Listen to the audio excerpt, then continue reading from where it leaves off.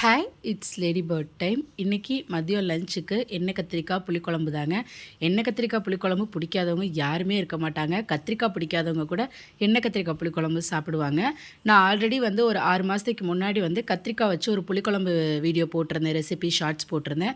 அது நல்ல வியூஸ் கொடுத்ததுங்க. அதுக்கப்புறம் இன்றைக்கி கொஞ்சம் வேறு மாதிரி அதே அந்த எண்ணெய் கத்திரிக்காய் குழம்புலையே கொஞ்சம் மசாலாலாம் அரைச்சி ஊற்றி செஞ்சுருந்தேன்.